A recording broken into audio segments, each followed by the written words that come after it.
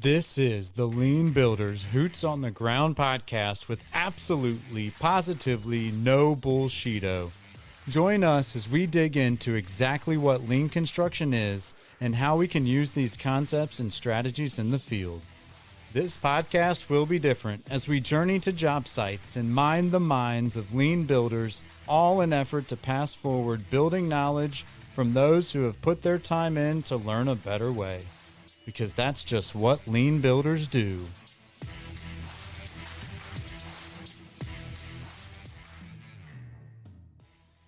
Hey y'all, Adam Hoots here, the Lean Builder Hoots on the Ground podcast, coming to you with Miss Shannon Tymosko. Did I say that right, Miss Shannon? You did, yeah. Well done. Oh man, we didn't even practice that before. That was like a total guess, and I trust that you're being honest with me right now, right? 100%. Totally. It's like Tabasco. I like to say it's like the hot sauce, but Tymosko. So Tymosko. It's like the fancy Tabasco. It's a Tymosko. Hey. So I'm super excited, Shannon. I am a huge fan. I follow a lot of what you do out there on LinkedIn with Lady Voltz, and you're a huge advocate for the skilled trades. And I am super excited to introduce you to the Lean Builder Nation. Happy to have you here. Will you just kind of go on a timer, like tell us who Shannon is, go as deep as you want. Like, who are you, Miss Shannon? Well, that is the question, isn't it? Who am I? Well, I am I'm 33 years of age. I am now currently an electrical apprentice. That's what kind of brings me here because we're about construction. And I'm also what I like to say, an advocate for the skilled trades. What brought me here is a whole different story. I did like the typical route that most people did in high school. You know, they picked something that was their strength. You know, for me, it was business and accounting. I decided to apply for accounting.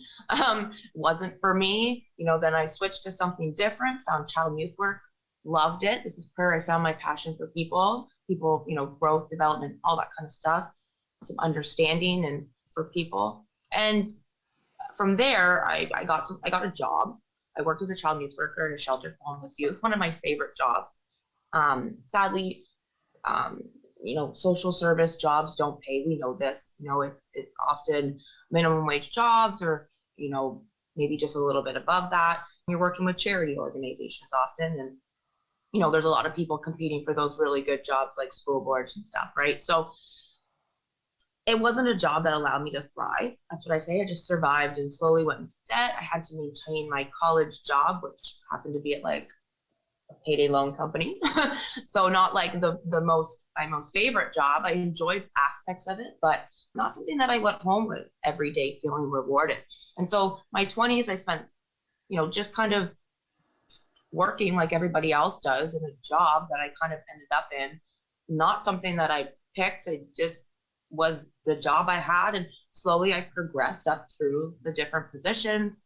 I started as just customer service rep. It was a nice job to do some homework while you're in college when there was downtime. And that just evolved, you know, into management and then head office positions. But, you know, the shocking thing to me is I would hope that anybody who invests 10 years in some sort of industry, doesn't really matter what the industry is, but I would assume even if it was McDonald's, you're spending 10 years at McDonald's, you work your way up. I would hope by the end of that 10 years, you make more than $20 an hour. But as a training coordinator and auditor for their head office, I was making $41,000 salary, which is about $20 an hour. And so very hard to survive. Fighting every year for like 3% raises, you know, because now your salary and it works out to like 50 cents. You're like, thank you. Doesn't even reflect the gas price increase this month, yet alone this year. Like, it's like, so, you know, I just spent my 20s surviving, and not even surviving, just going into debt. And I wanted more. I want wants, like everybody else. I'd like to have some dreams. And sadly, our world a little bit revolves around money. But we have to be honest. And so, you know, I'm 29 years of age. I knew I wanted more in life. I knew that you spend more time at work than you do at home. So it's so important you love what you do. If you can find that job, you're ahead of everybody else. And so I started job searching. I didn't like where I was at, 29. I knew I had 30 more years of employment ahead of me. And my best friend, Matt, at the time, he purchased a home. And both of us were green, a term that's normally used in construction to describe very new people. When I say green, like we knew nothing. We were going to YouTube. Neon green. Like beyond green. Yes, beyond green. Like neither of us had family or friends that we could lean on. And so, next day he wanted to rip out his kitchen after he got the keys. I thought he was crazy. And well, we did. And so that led to like kitchen to 2 bathrooms. We finished his basement. And I realized in this moment that like, I could do this without the glass of wine. I could do this for an 8-hour shift, like I could do this for real work. And so I started to research jobs, started to, I took my child and youth work, those, basic skills I got because I knew there was programs out there. There had to be. And I researched programs, found the YWCA pre-apprenticeship program here in Hamilton, Ontario. And it was to help women get into the skilled trades. At that time, it was specifically for machining.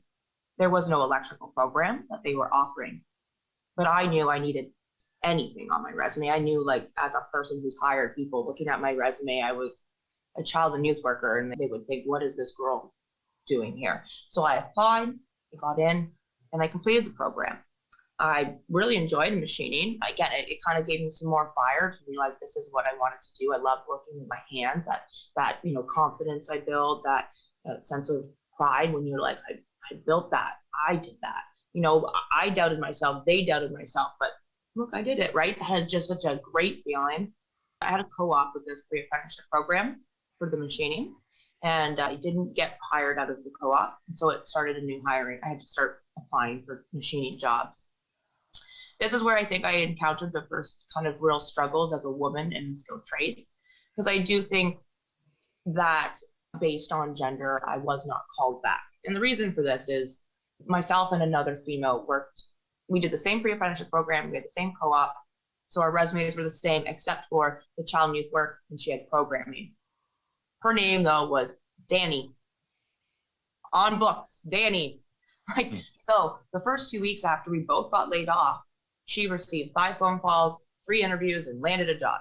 She also received 1 phone call that said, hi, is Danny there? And she said, speaking. And they said, and they made some sort of excuse to get off the phone, and then emailed her and said the position was filled, but the position never came offline. So again, these are assumptions. This led me to change my resume from Shannon to Shan. I took out all of my child and youth work. I had to, take out my education, my experience, so that I hopefully looked less like a female. But this still was not the easiest process. So I spent many months trying to find a job.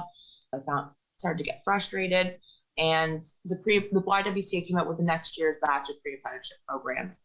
This time they had electrical, and I know there's so many more benefits that come with electrical than machining. When you look at the 2 trades, machining's a fixed place at a machine shop. You can't take your job and go somewhere else and do these different things. You can't, it's not like you're bringing your lathe home with you, right?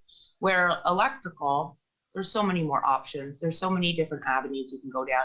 And most importantly, you can't replace me with a machine. You can't just replace me, and that's what they do a lot with machining, with button pushers, just operators. And so electrical opened so many more doors. I applied to that program, begged for them to let me do a second one, and they let me in. And so I finished the pre-apprenticeship program, was grateful to make some good connections along the way that allowed me to know the right people, to apply to the right places, being the IBEW, the National Brotherhood of Electrical Workers here in Hamilton. They were so kind to take me on, and I've been there for the last 2 and a bit years now. And that's how I became the electrical apprentice I am today. I love it. What a story, like ups and downs and lefts and rights. A business accountant, now pulling and terminating wire. How much longer do you have in the apprenticeship program before you become a journeyman? That's what I love about the apprenticeship process. You literally know the days away, because it's an hour system, right? You know how many hours you need, 1,800 hours for your second year, right? So I'm literally 8 days away from being able to call myself a third year. So that's pretty exciting.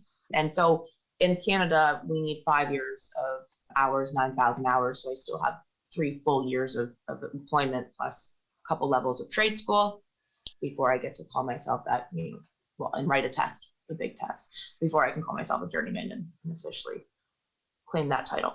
That's awesome. I'm super excited. Again, you talk from business, accounting, youth. You talked about surviving versus thriving. I really, man, that spoke to me big time right there. Getting involved in your passion, right? Your purpose on this earth, I think is so important. The Japanese have a term called Ikigai, and I won't jump off the cliff, but it basically means what is your purpose in the world. And in Japan, they really don't have a concept for retirement, because you're always forever, like after you hit this age of production, now you're giving back and teaching those what you've learned. And so I love that. I find, I mean, your story is tough because you're right. You talked about some assumptions that were out there based on being a female versus being a male and trying to get into the industry. And even as we're sitting here talking, some of the terms that I threw out there, like, I'm like, oh man, journeyman, like, or what was there was another one that we tossed out there earlier, but so does that, like, do those words bother you? Is there a better word for that, or what's your take there? For me, this is personal opinion. Everybody's going to have their opinions. So I don't mean to offend women out there when I say I want to be called a journeyman when it happens. Like, I'm about to play hard with the boys for 5 years. And if at the end you call me something different, I'm going to be like I worked hard to get that title. Yeah. And how I look at it. And it's, let's take a look at all the words that identify me. One, man, female, human. Like, all of these words have man in it. And so for me, I identify as a human, which is I'm not taking that word and saying I'm a man. When I say it, I'm a human. Again, I understand where some women, they want to be identified. That's for them. And so that's why I say it's personal preference, but I want to be called a journeyman when I'm there. Heck yeah, I love that. A human. Like, we're all human. And every single one of my words has your word in it. Yeah, you're a little bit better. You just added a little bit more to it. Absolutely. And so it's, to me, it's, and I totally understand other people's perspectives and respect theirs, but that's what I want. Yeah, you have an interesting perspective, and I value that a lot. And I think that's the difference between surviving and thriving, right? You've got this kind of growth mindset of, I'm going to own it and I'm going to work hard to obtain it and get it. And you damn right, you're going to call me a journeyman, because that was a labor of effort, of love, sweat, blood, literal blood and tears, and to get there. And so, and a lot of times I had to, I had to, walk a little bit more, let's say walk a little more, but, hide maybe some of my female things a little bit to get there. There's struggles for women that we don't necessarily even, I think, realize on a day-to-day basis, because it's just so normal. It becomes so normal. And especially the women that I think go straight into construction and maybe haven't had that exposure to a different industry before, to really kind of know and be able to weigh, the pros and cons of both. For me, I'm very blessed that I had this kind of child and youth work and business experience. I like, to think that everything happens for a reason. It's taken me many years to feel that way, because often when you feel like something's not working out, or, like, why did I do child and youth work? I'm not, was it a waste of money because it cost me thousands of dollars for this piece of paper? Well, I sit back now and I'm like, if I didn't have my child and youth work and my business experience, then would I be the kind of advocate that I am today? The child and youth work is what gave me the passion for people, gave me the passion for growth, change, and the understanding and acceptance for people, and then my business is what's given me the know-how and kind of savviness to, do maybe some, I'll say marketing, but all that kind of admin-y kind of stuff that is necessary to kind of promote the advocacy. And now I'm the skilled trades person. Well, I needed all of that to be the advocate. And so I'm very grateful. I look back and I try now, when things don't necessarily work out, I try my hardest to kind of think like, okay, there's a reason for this. You just don't know yet. And it's going to be for something better. But you don't necessarily know when it's happening, what that is. Absolutely. Have you heard the story of the Chinese farmer? No. you know? So one day the Chinese farmer had a horse that ran away, and the whole town came and they were so sad, and they're like, "Oh, this is so bad. Don't you think? Don't you think?" And the farmer said, "Maybe."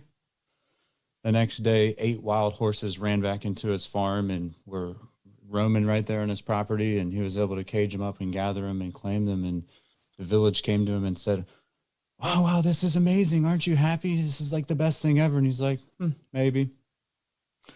The next day, the farmer's son was at school, fell off the monkey bar, broke his arm. And the whole village came, "Oh, this is the worst thing ever." Like, "Oh my gosh." And he's like, maybe. The next day, the Chinese army came and were looking for people to draft into the military, and they passed right by his son because he wasn't healthy. And they're like, "Oh my gosh, you're so blessed, don't you?" And he said, "Maybe." And so the point of it is, right, like you don't know if it's good or bad, and that's in that moment, but you never know what's going to happen next. And so it's all a mindset. It's all this perspective of you know just living in that moment to be okay and acceptable to those things that you can't control. Love it. And you talk a lot about experiential learning is what I hear, right? You said 10 years at McDonald's, you might be the best burger flipper. Now you own the place, right? If you continue to own your trade, no matter what that is, if you're an electrician, if you're a burger flipper, if you're a teacher or a youth worker, like you said before, owning that impact that you're making and being able to spread that and deliver that to others is crucial. And when we do it through experiential learning, we just get better and better and better over time. And that's what the journey and process is all about. And I think people often forget that it is an education process. It's an alternative to going to school. It's not an alternative of learning. You're just not going to a school. You're going to a workplace to learn. You're learning. You're educating yourself. You're just not sitting in a workspace or in a book, in a classroom to do so. It's all about education, and very important that we kind of spread that word around. Anything can be learned. You talked a little bit about those 10 years that you put into an industry. When I do my talks to people, because people doubt whether or not they can be a skilled trades worker, most things can be trained if you're willing to learn and you're eager to learn.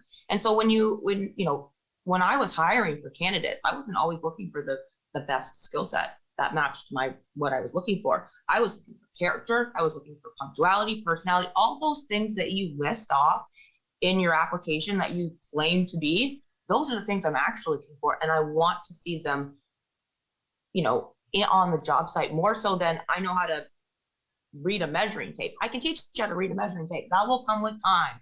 But I cannot train personality. I cannot train those kind of things, eagerness to learn. And so for any job that you're going at, I always think this is super important. Earn while you learn, right? Our friend who introduced us, Jesse Hernandez, Learnings and Missteps, he says often, oh shoot, where was I going? Earn while you learn, tools and sorry, I just lost my train of thought. The other thing that you said, and I found all over your website, which is shannontymosko.com, right? Is that, and it's Shannon, 2 N's, Tymosko, TYMOSKO.com. I saw, and you even said it, people, growth, change. And so these are things that in the construction industry, I don't know that we understand very well. I'm curious from your perspective, if you could dive in and just give us like an example of respect and or disrespect that you've experienced on a job site in the field. Absolutely. When it comes to respect on the workplace, I've definitely had both sides. A little bit of disrespect, a little bit of respect. Everybody, I think, experienced disrespect. And I think I talk about sometimes culture on a construction site and oh boy. Right. And it's not just for women. This is the thing. I think when people think I start talking about culture, they're like, "Oh, here she goes, going to talk about how it's not fun for women." Where if I were to tell you, one of the guys told me once about how someone came up behind them and cut their ponytail off, a man, that wasn't a woman, that was a man on a man. That I would lose my marbles if someone cut my hair, lose them. And so the respect is not just a woman, I'm a woman and being just, it's everywhere. Some people still have this mentality of tough love and they think this is effective because this is what worked for them, and for me, I talked briefly about, I've had that previous experience to learn that that doesn't work. My previous place at the financial institution, they were so much about people growth and culture and developing that next leader, putting the right people in that position, because the leadership trickles down. Well, if you put poor leaders in poor spots, that's going to reflect all the way down. And so, for example, my first construction site, the general foreman for electrical, there's, two foremen in between him and me, didn't like me. He spent a year trying to get me off that construction site. Why? I have my own personal assumptions. There's no specific event that happened. So that just makes it based on personal like and dislike. If nothing happened, he would put me in unsafe situations. He would ask me to do things that were unsafe, which is, again, completely disrespectful, more so than disrespect. Then halfway in the middle, I had my foreman, Shane, which again, I always will say names when they're amazing people. Shane was the best foreman in the world. And he protected me every single day from this general foreman because this guy wanted me gone. And I feel, Shane, that man had to deal with this headache every single day. He could have just gotten rid of me. He could have said, you know what, fine, just lay her off, get rid of her. I don't want to hear about this anymore. But he didn't. And he fought every single day for my job. It got to a point at one point where, he said to me, like, I just, I know this sounds weird, but like, if I ask you to do something like go downstairs to get something, look at me and be like, do I really need to? He was taking on apprentice jobs so that I didn't even see the general foreman. So he was taking on my work, what would be an apprentice work, just to avoid that conflict for me. So that's like going beyond respect. That's like he was protecting my job. That's servant leadership right there. He was the best boss I've had. And funny enough, it was the day that he left that I left the same day. Is that a coincidence? Coincidence? I don't know. Who's coming with me, man? Who's like coming? He chose his layoff. I did not choose my layoff. And so and then there's little things like, and I think this happens to everybody. I said briefly to you before, like on the construction site, there's a lot of graffiti at times, wall art, they would call it. And sometimes that wall art is not the nicest. And again, this isn't just for me. There was one point where Lady Voltz was fired, was written in the elevator. Well, the bathroom was polluted with nothing about Lady Voltz, but other men on the site. So again, it's not just women, but the disrespect goes, it's not a culture that's welcoming. It's not an environment that is welcoming and open at times. What's interesting about what you just said on the graffiti is that there's some superintendents for general contractors that look at that as like a battle award, like medallion, and they're like, hey, did you see what's written about me in the Porta-John today? And it's like, that is not a good thing. That means people don't respect you. People don't think that you are driving flow on the project. People don't think that you care about them personally, because if I care about you as an individual, as a human being, you're not going to go write bad things about me on a Porta-John or on a wall. And so there's such a counterintuitive approach to that. My goodness, I've got like 9 million Post-its over here, and I'm trying to like figure out which one we go to. But you said the word culture, which just like, it just gives me like the heebie-jeebies. And I just want to signpost that thought for you, because I want to dive into that conversation. But first, I really am you said Lady Voltz, and somebody wrote something about Lady Voltz on the wall and that sort of thing. Can you tell us, what is Lady Voltz? How do we help? Lady Voltz, I guess, in my kind of exploring online, because, there's not a lot of women on a construction site, I have to be honest. And so I do encourage women out there to connect with other women, and through social media, that's the best way we find each other. Facebook, Instagram, LinkedIn. And what I've really enjoyed is each of these different platforms have kind of different, that word culture that you like, they kind of have like a different, and on Instagram, I found so many women that are like excited about their craft, and then they had these fun names, and I was like, well, I want to find Shannon Tymosko for Instagram is not fun. So it turned into, like, I was at work one day and we were playing around with names. Like, the boys can be very helpful and they're creative. They've been doing this longer, than I have. And so we were like, one came up like Lady Moret. I'm like, nope, that sounds way too close to like that's not the job I'm going for. So like there was some that were like immediate no. And then there was one of them said on Lady Voltz. And I was like, oh, that's kind of, I like that. And it was the same guy who actually came up with my slogan, she's empowering today. And so that's in reflection, or like, my name is Shannon Elizabeth Tymosko, so SET, and she's empowering today was in reflection for that. So that one day maybe I can do like set enterprises, dream big, right? Absolutely. So that's where that kind of came from. But it's just like my kind of fun name to kind of connect with people. And I love what really got me is they started with stickers. And I I'm just saying, as a construction worker, you get to still have a sticker collection, and it's cool.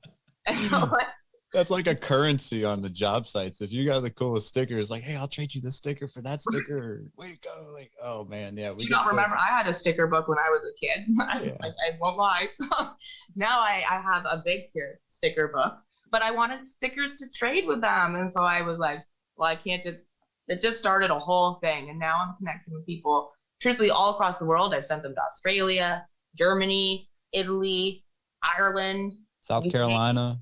Yeah, United States. Like, I feel like you guys are just my neighbors, pretty much home. But United States is where most of them go. So it's so nice to connect with people, and that little personal touch, like the little, right? You've sent me that little bracelet, and it sits beside my computer, and it's like such a beautiful, like, little personal touch. And one of the things means a little bit more than a sticker because it was so special. So thank you.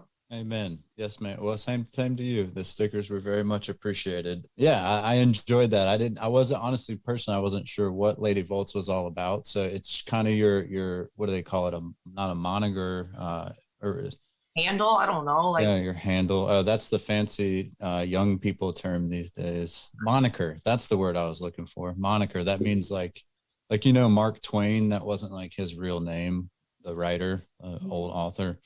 His name was something else, but his moniker was Mark Twain. So people, yeah, anyway, whatever. That's very cool. Today, I won't lie. You've taught me a few things. It's been very, well, likewise, you've taught me a few things, and I appreciate that. Again, I hear us talking a lot about unconscious bias too, where you really don't know what is already programmed in your brain and how that's going to affect how you treat other people. And in order to really drive respect into our industry, I think we've got to start there and really, really look at the data that we had, like who the data pool, like and to be honest with you, again, most of them are middle-aged white men. Like, I'm going to be honest. And so we have not genuinely been great at driving respect into the construction field.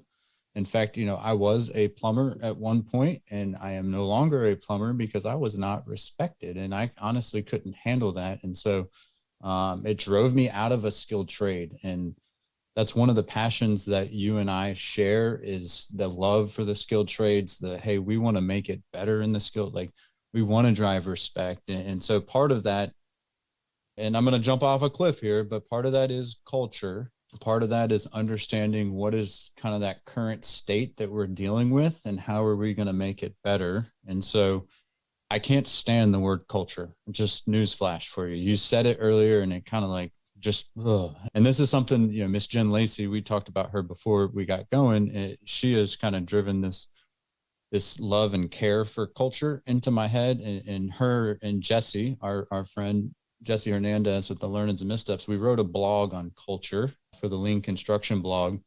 And I guess my displeasure with the word really stems from the fact that it's not definable to me anyway. So I'm super curious to hear your definition and how you can help me kind of shake this just displeasure with the word.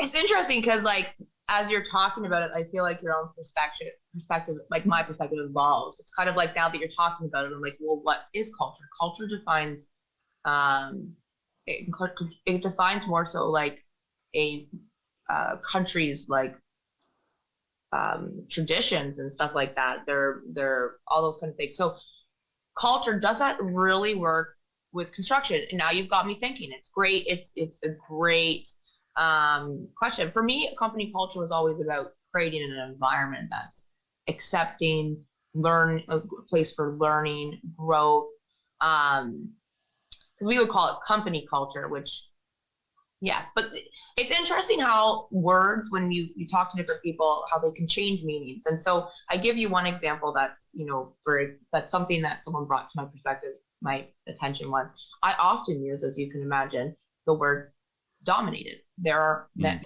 the trades are dominated by males. It's normal, like that's a word. Until somebody said to me, like, that word, if you think about it, it's a little possessive. You're dominating something.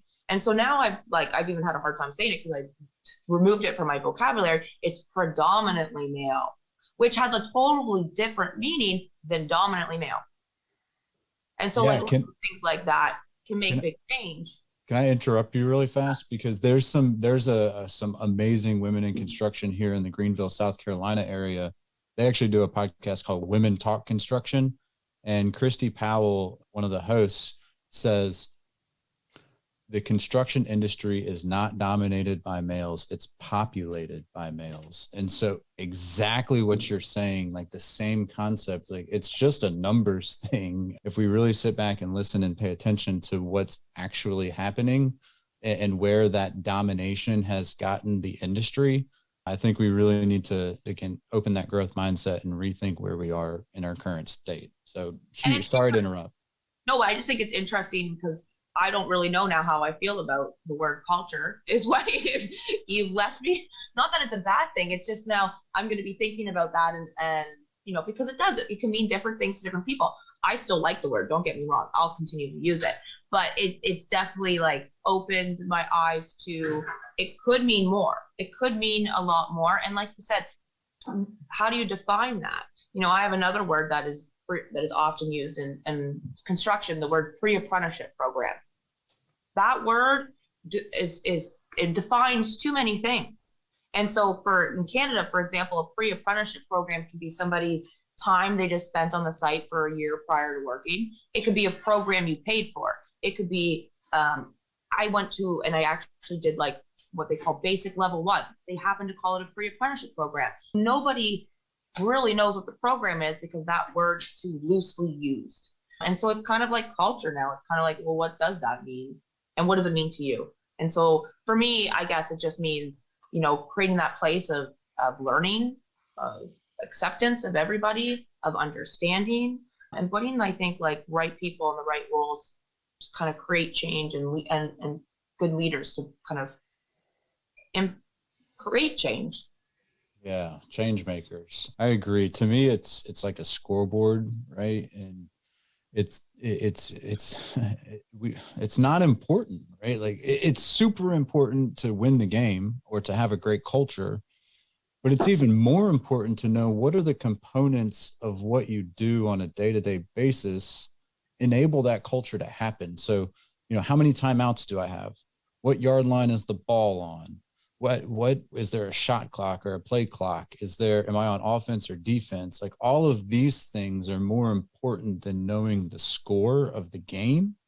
Yet the score of the game determines whether or not we're successful. And so that's kind of where, and it just, that word bugs me. And I think it's because you nailed it. Like there are so many different definitions out there of what that looks like that, how do you really truly determine that? And the only way to do that is when you get a new group together, it's to say, what does that word mean to you? And what are the actions that we're going to take that will support a good culture? Because, and again, we say this in the blog, if you're not intentional about your culture, then you're being intentional about your culture, because a culture is going to form whether you want it to or not. Absolutely.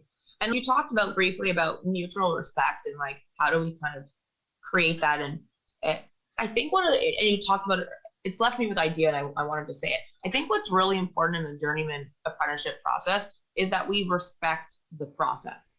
I think too many people forget that as an apprentice, you are there to learn. And as a journeyman, you are there to teach. And so and as an employer, you're there to provide the learning environment. And so a lot of people ask, it's the whole process is a thing, so start at the top, employers. Well, employers need to start taking on new hires. The biggest question I get on LinkedIn is, how do I get a job? school. Stop telling me there's a demand for the skilled trades when this is what the questions I'm getting, you know? So is it there's a demand, or is it just maybe employers don't want to take on those first and second year hires? If you look at job boards here in Canada, you're going to see tons of third, fourth, and fifth years, but not first and second. And I get that as a previous person working in business. You don't want to take on the person who doesn't know anything. But this is why you're paying the minimum wage. This is the balance. They don't go to school and pay thousands of dollars in an education, and they don't come to you prepared.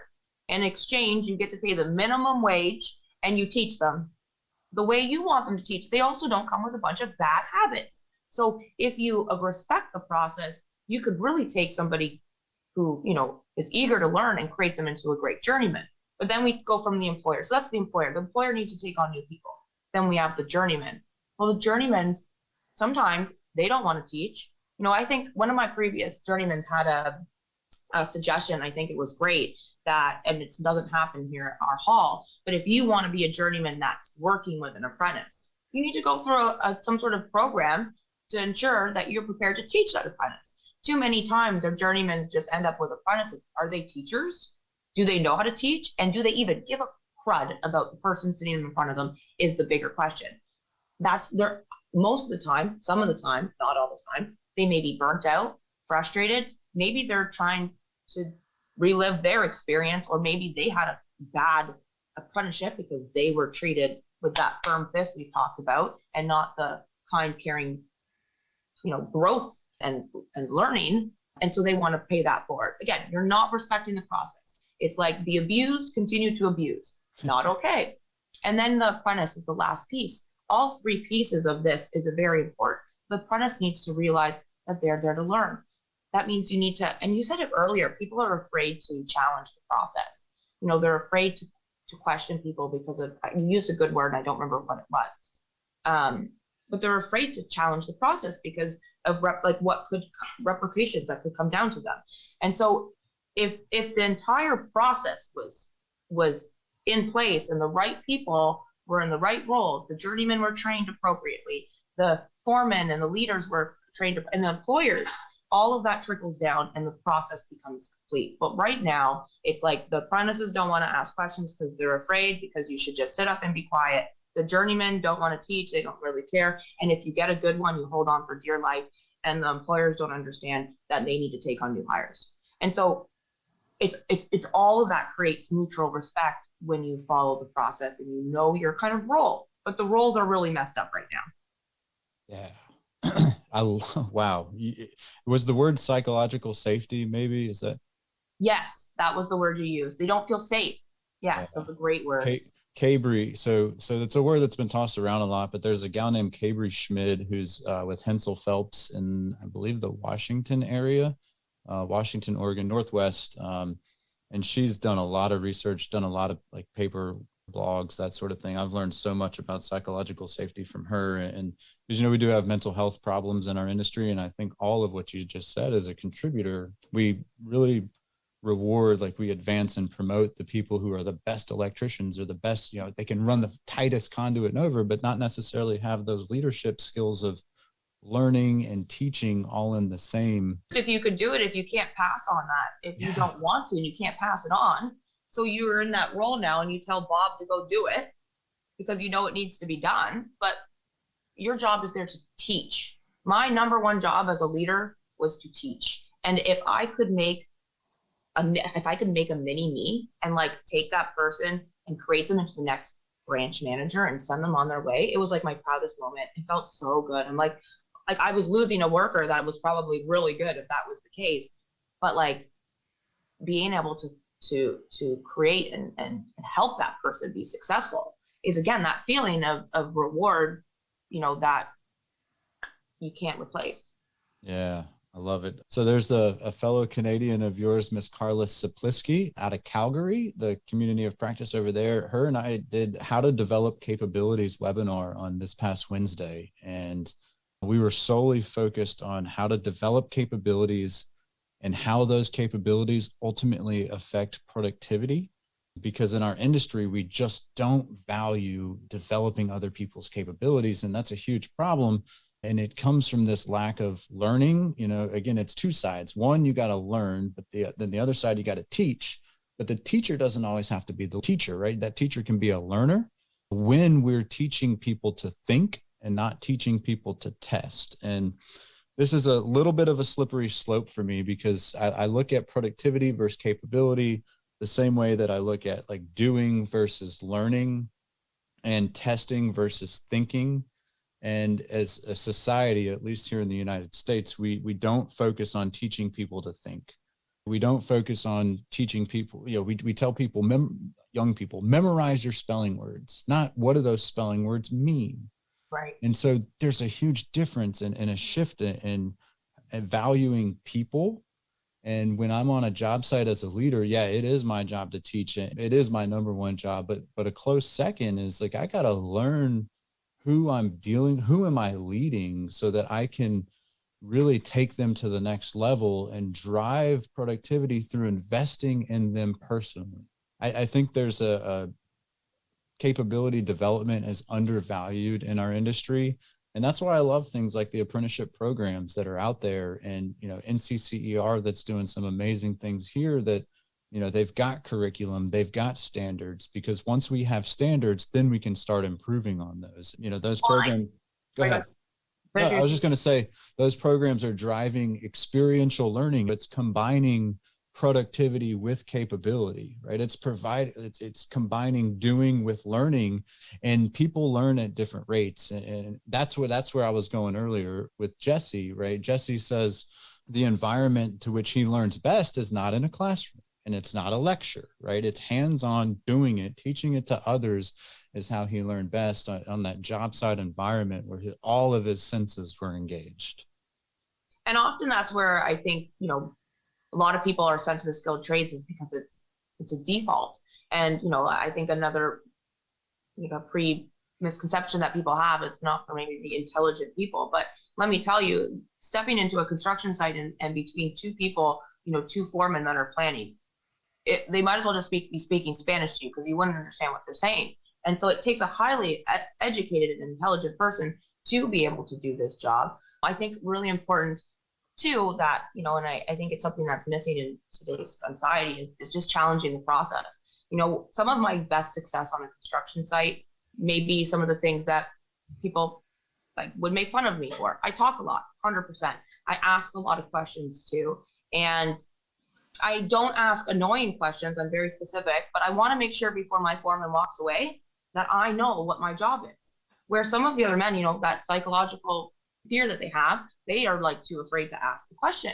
And so my foremen have said to me, they're like, no, I get that you talk a lot, but I appreciate it, because now I come back in an hour, you've at least done the job. There's been times where they are still standing there, and so teaching people to challenge the process, asking questions, these kind of data are so valuable. And like you said, people are just kind of set up to test, and, it's ritual. And so, like, for example, I like little people. Little people are fun because I get to play with them. So my niece, like, they're learning, right? They're learning their sponge. And so she was like making a card once for her sister or somebody, a birthday card.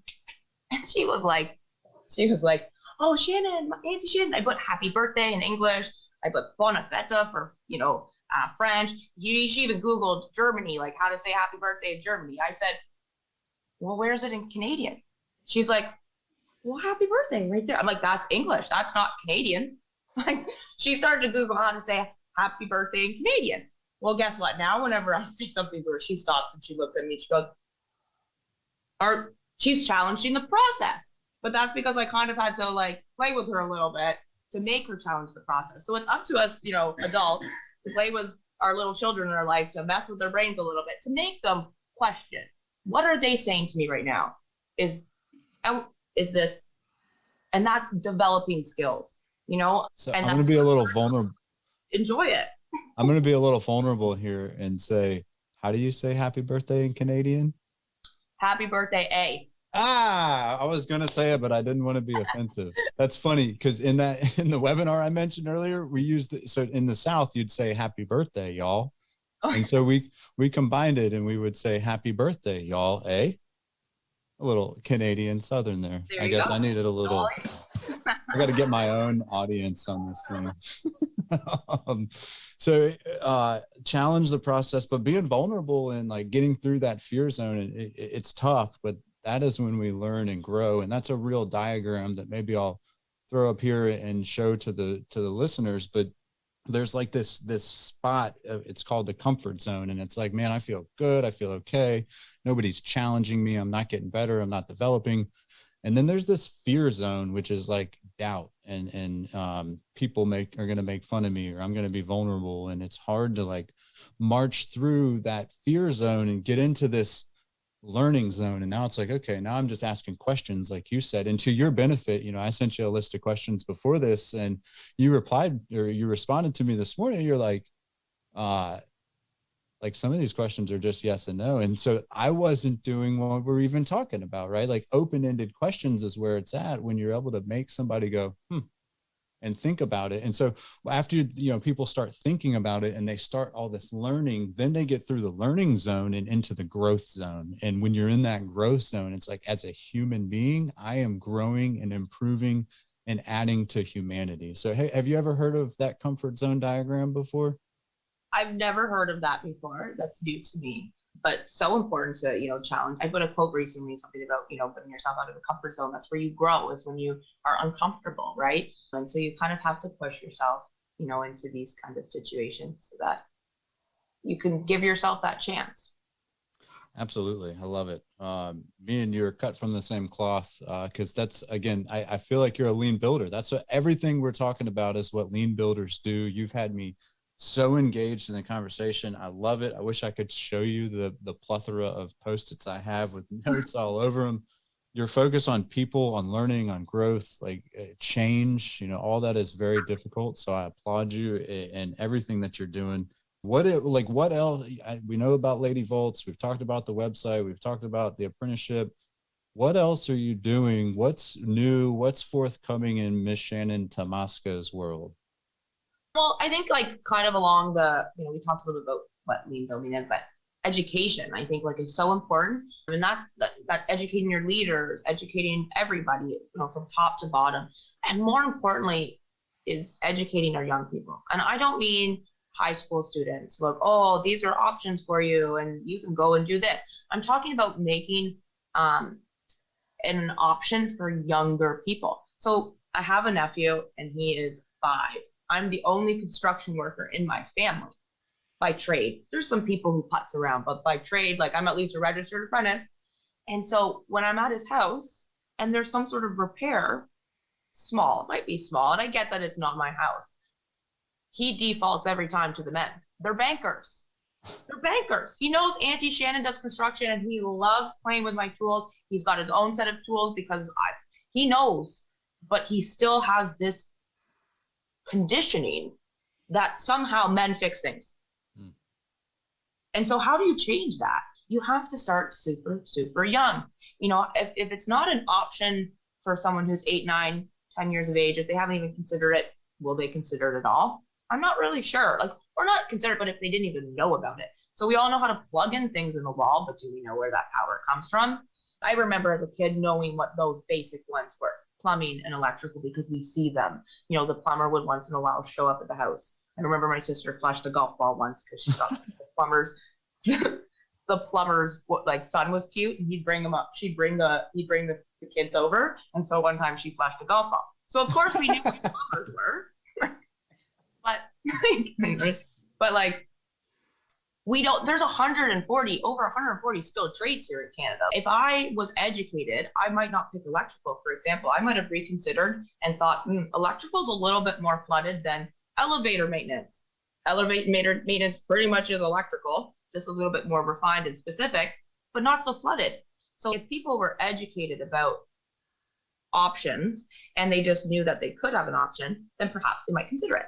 So I'm working on a children's book for younger kids, not grade 10, 11, 12, but working on taking some of the current limericks, rhymes that we know today, and changing them, modifying them, making them a little bit more educational, maybe electricity focused, or making them a little bit more women empowered. I wanted to share one. I'll share one with you today. We're familiar with I'm a Little Teapot, so I've adjusted it a little bit to say I'm a little female, brave and bold. Here is my hammer. Here is my drill. When I hear the men doubt, hear me shout, look out, boys, I'll figure it out.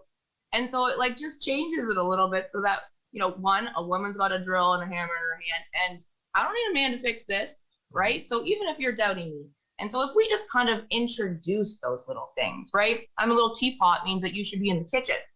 Just saying, Ooh, right? interesting. Right? Yeah, well, they're not. So I've tried to play with some of these so that, again, they're a little bit more educational, a little bit more fun. Perhaps it might inspire some young people, like little girls, to pick up some tools. And the other thing I'd like to say to parents everywhere, because I think, like, as a woman in hindsight, I think about the presents I got over the years. Women get default pajamas, slippers, perfume, lotion. Oh, that's all great. Those things expire. Those things, like, you grow out of them. That's nice, but we get them year after year. My skin is soft enough, thank you. But men maybe they'll get like 10, 11, 12. They might get like this cool little like tool set. They might not even use it yet. But when they hit 18, they're like, oh, I gotta fix my car. Oh, I'm gonna go that present I got when I was 12. Well, guess what? My lotion is well expired by the time I'm 18, and I can't reuse that. So, like, buy your girls some tools, bring them outside. You're changing your tires, include them in the process. Just let them, like, so that they know that they can pick these things up and use them. They're for them too.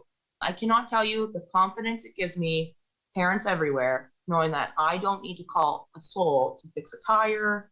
It saves me money just to put a picture up in your house. Some people wouldn't even have the confidence to do that. I think it's so important. We're talking to young people, getting them involved, putting tools in their hands so that they can see if they like it. Because the whole point is, if you don't try it, you don't know. And I leave every of my talks, I'm always like, doesn't matter if it's a skilled trade. This was all about the skilled trade, but I don't care what you pick. Pick something you love. And the only way you're going to know if you love it is if you try it. You're not going to know because Kim Kardashian or your favorite sports person tells you they like it or don't like it. You have to go experience it. I remember I always use my best friend and I go canoeing a lot. He bought a kayak one summer. For a year, he tried that whole season. He tried to get me in the kayak. I loved canoeing too much. I was like, no, no, no, no, no. The next year, finally, I tried kayaking. Have I gone back to a canoe? Nope, because I love the kayak. But I like wasted a year of my life because I was adamant I wouldn't like that more. And so people, go try things. Pick up a hammer. I cannot tell you how great it feels when you're stressed to bash down a wall. I'm just saying, experience the world, try it, get your kids involved, get yourself involved if you've never done it. It's never too late to learn, to be honest.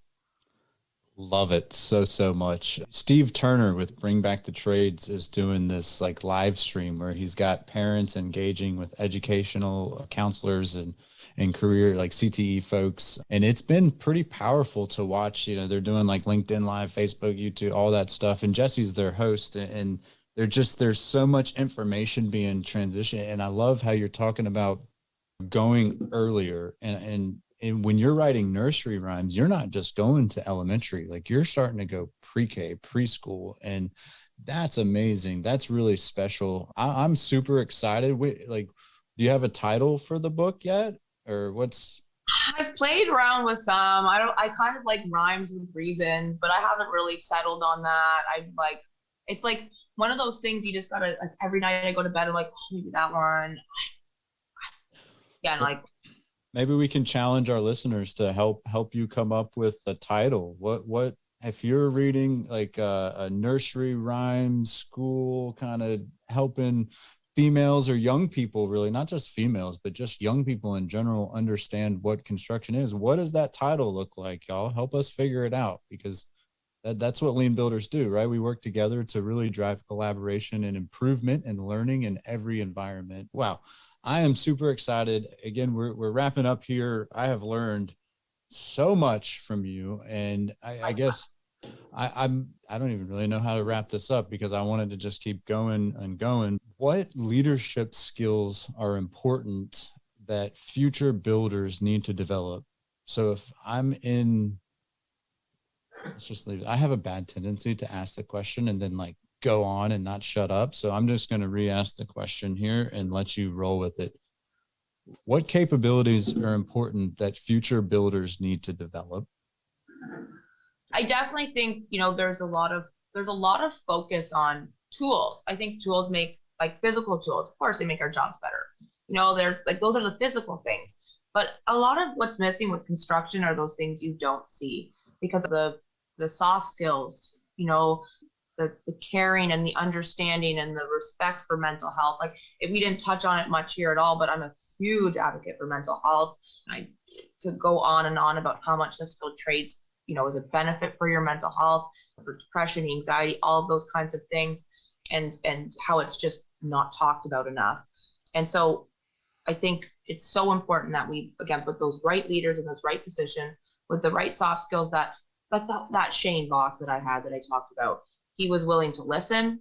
He was willing to try to relate whenever, like, he might not have been able, but he tried. He gave me time. He didn't ignore me, and he was fair. There was times where I think, like, I would bring something to his attention. Maybe it was something he didn't realize. And he was like, "Oh yeah, I get that. That's, And so he was inconsistent. Again, these are those soft skills. You can't.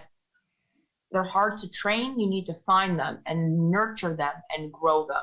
It's not about putting the biggest, maddest person in that position, because what they don't get is that they think, "Oh, I'm," and then they go yell at so and so. Guess what so and so is just about to do? He's going to spend half his day wasting his day talking about you. And if you have the kind of person who's a sabotager and they're out there, you're in for even worse. And so now you're going to have a bigger headache. So, I always remember at my previous job, I was always left with, you want your people to want to work for you for free. I know that sounds crazy, but you want to earn their respect and buy-in so much that if I went to them and said, please, Michael, will you, I don't have any money to give you today, but please, for me, I need you for an hour. For me, they would do that. I would never want them to do that, but you want to have that respect and buy-in that if they just ask you as a friend, as a person, as a brother or a sister, that you do. That was always my goal. I would always, if I could pay them, obviously I wouldn't, but that was always my goal, is to earn that kind of respect, that they would want to work for me for free.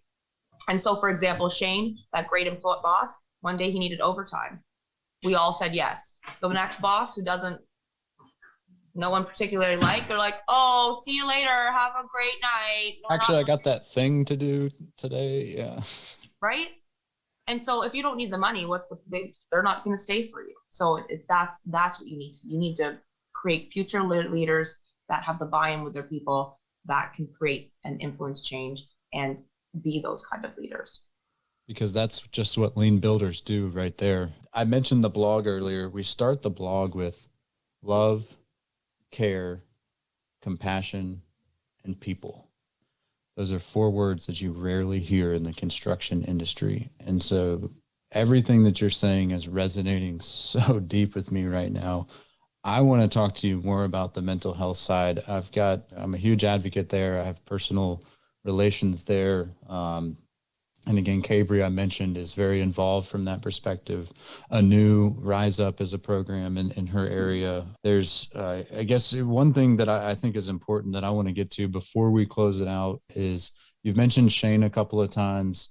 Who else, like, who are the other leaders in your life that have really made a huge impact and driven you to the next level? Let's just shout them out real fast if we could.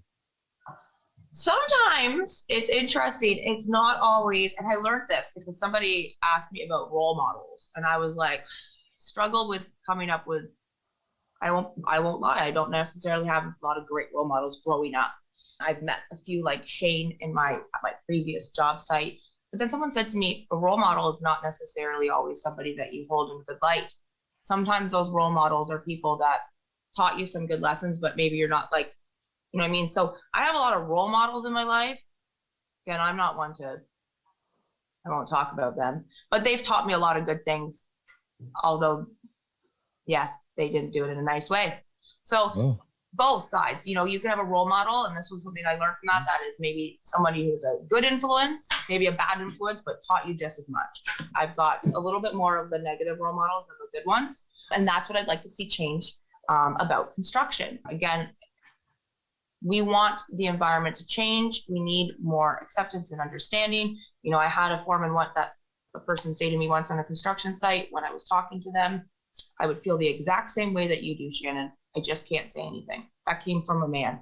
So is that because he can't say anything? He doesn't know how to say anything? And I'd love to create a more of an environment where everybody feels welcome to share their feelings. I won't lie, I'm the first person that people are showing their baby pictures to, because other men are like, I don't want to see your babies, right?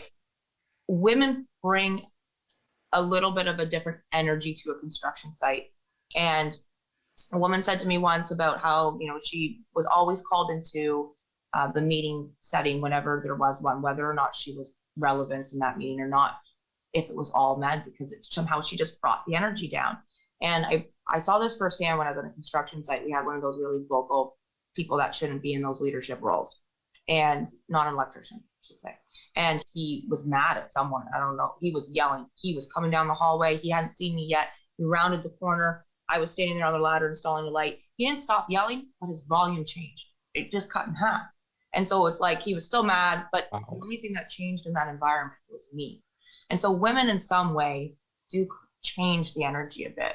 And that's why I feel like I'm so passionate about trying to get more women into the skilled trades, because it will make it better for everybody, not just women, but men. We hold, both of us, we hold a path to sky. So males, females, and together we are whole, and we work better when there's, both.